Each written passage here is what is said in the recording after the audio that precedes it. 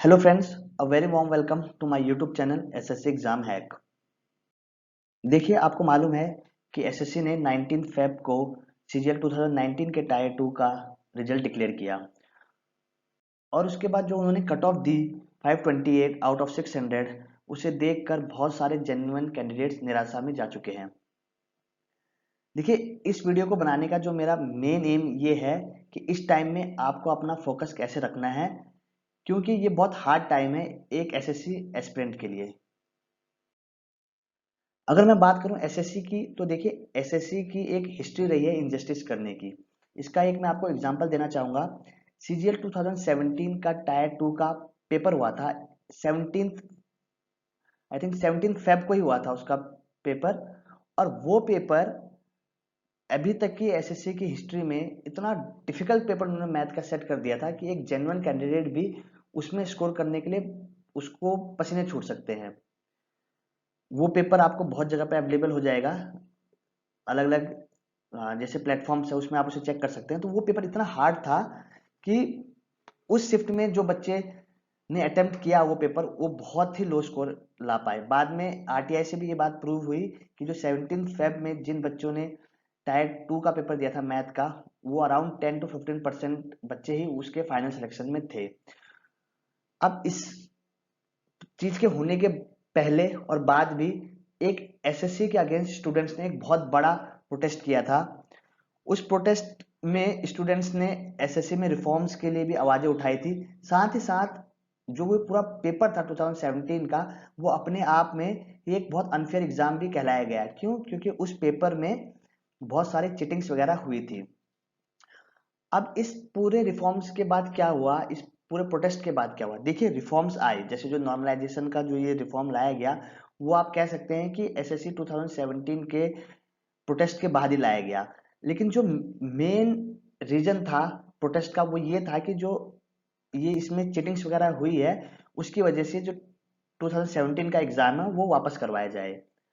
तो मैं ये कहना चाहता हूँ कि देखिए, इतने बड़े प्रोटेस्ट होने के बाद भी एसएससी ने क्या किया, एसएससी ने कमिटी वगैरह बिठाई, मैटर कोर्ट वगैरह में गया, सीबीआई जांच वगैरह हुई, और लास्ट में क्या रिजल्ट आया, ये बोला गया कि कुछ बच्चों ने चीटिंग की है, उनको हमने आइडेंटिफाई कर लिया है और जो पेपर है वो क्लीन है।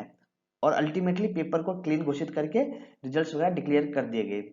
तो मैं आपको ये बताना चाहता हूँ कि देखिए, प्रोटेस्ट वगैरह होते रहेंगे, लेकिन एसएससी से हम ये उम्मीद नहीं कर सकते कि वो इसके के अगेंस्ट में जो प्रोटेस्ट वगैरह हो रहे हैं, इसके जवाब में कुछ एकदम सही आपको रिजल्ट दे दे।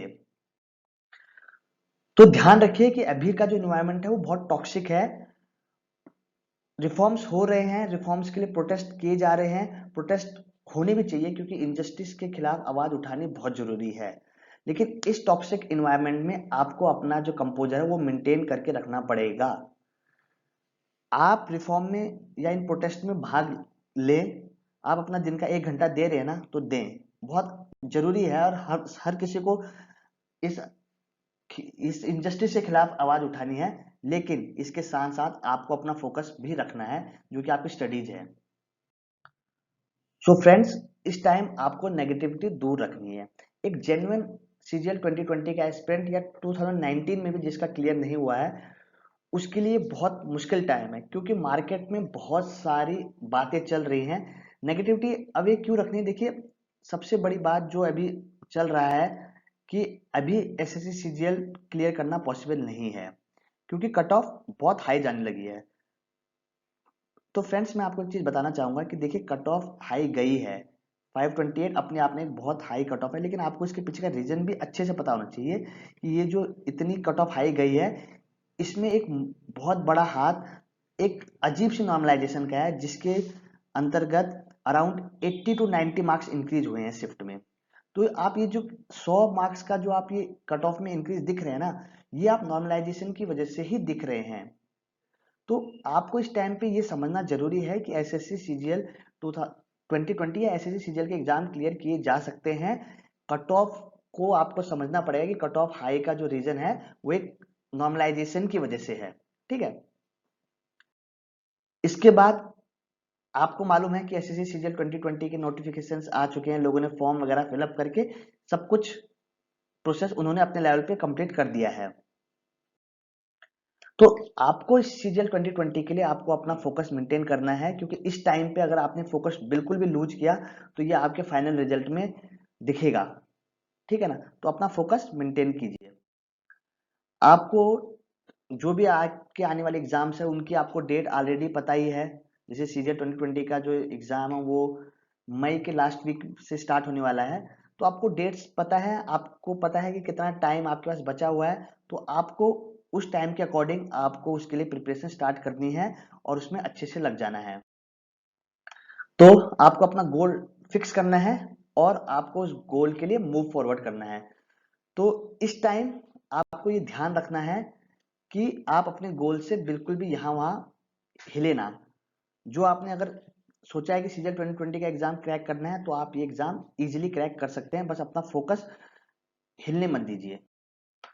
तो फ्रेंड्स, इस वीडियो का जो मेन मोटिव था वो यही था कि जो भी जेन्युइन एस्पिरेंट्स है 2020 के, वो इस माहौल में बहुत ज्यादा अपने आप को खोया हुआ महसूस ना करें और वो जिस काम को सबसे अच्छे से कर सकते हैं, यानी अपनी स्टडीज, उसको अच्छे तरीके से करते रहें।